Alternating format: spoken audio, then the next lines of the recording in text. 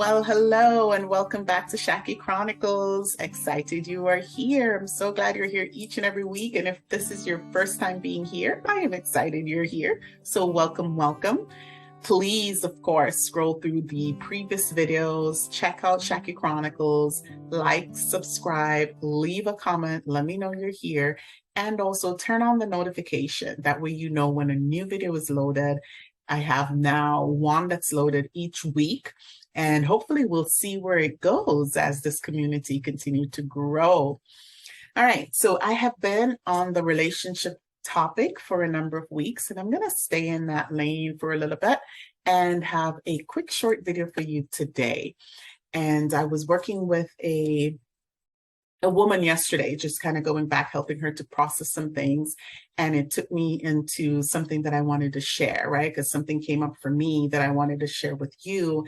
And I know that you're going to find this helpful in some way. My encouragement and my intention is that you will find this as something helpful. All right, so let's get my water. All righty, let's dive into this quick conversation. I am a reader. I enjoy reading. I read a collection of different books, right? Not just self-help or personal development books, which mostly that is what I do read, but I also love, a type of style that takes you through a story where you can get to just experience the story, right? And experience the writer's mind. So I read a lot. And what I found with me was when I get this question about what's your top 5 books, that it would often change depending on where I am in my transformational process, right? Like, what am I working on currently in my life, that some of the books will change. But there are 2 books that will always, always remain in my top 5. And I think I just read them at a really pivotal moment in my life. And so I always reference back to these books. And I wanted to share the 2 books that's always on my top 5 and a new one that I'm reading now that's inching its way right into it. All right, so let's dive deep and let's dive quickly into this. The first one I wanted to dive into is one of my favorite authors, Brené Brown. And I love all her books. All her books I love. I read them. If there's a new book coming out, I can't wait to literally click it, order it, and get it. This book is called The Gifts of Imperfection. The Gifts of Imperfection. Absolutely one of my favorite. It says, let go of who you think you're supposed to be and embrace who you are. When I read this book a number of years ago, I needed it 100%.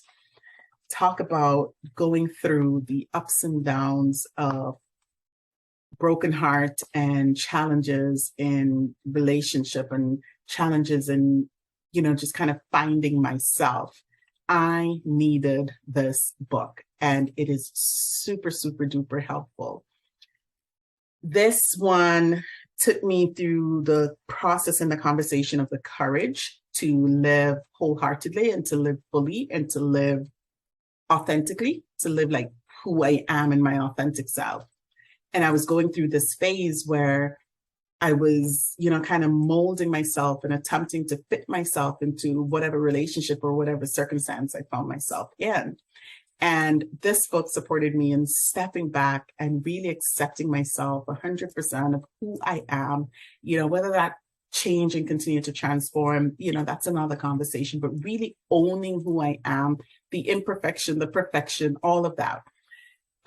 It also helped me in working through and managing on a daily basis, giving up the need to change people's perception about who I am, right? Kind of like just owning my power.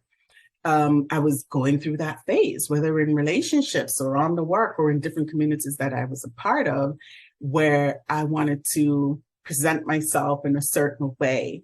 And then when I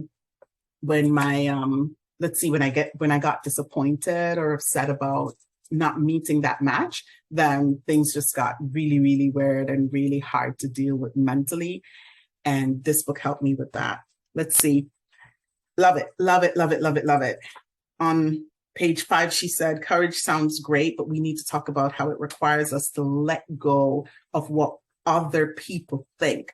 And for most of us, that is scary, letting go of what other people think. Check it out, The Gifts of Imperfection. You are uniquely, divinely created. So guess what?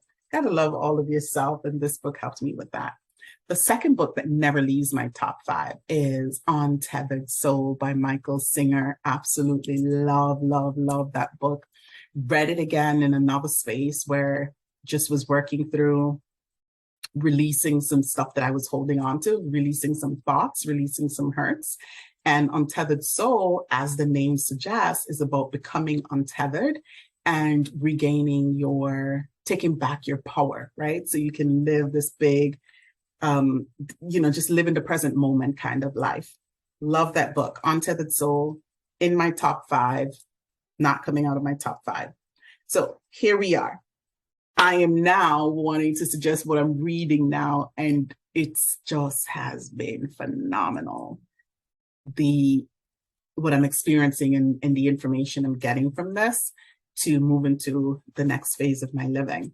This is about being in the seat of yourself, absolute present moment living. And in fact, I actually wanted to read Michael Singer's other book, The Surrender Experiment. And I asked my husband to get me Surrender Experiment. And he went into his closet and he got Living Untethered. So this is his, I guess, second book, Living Untethered Beyond the Human Predicament. Let me tell you, you need to get this book because it is just a life changer, a game changer in every way, in every sense. What is this book and why am I even in this conversation? I was having a conversation yesterday with one of my female friends, and we were talking about the emotions and dealing with just hurt, right? Disappointments, dealing with jealousy and what might have happened in the past and the disappointments that you might have within yourself, right? And as you know, when emotions surface, it's as if you're reliving whatever experience you went through. Well, living untethered is about stepping into the understanding that you are the experiencer. You are the experiencer of whatever emotion or thought that's coming up. You are not the emotion or the thought that's coming up. I'll just leave that one right there.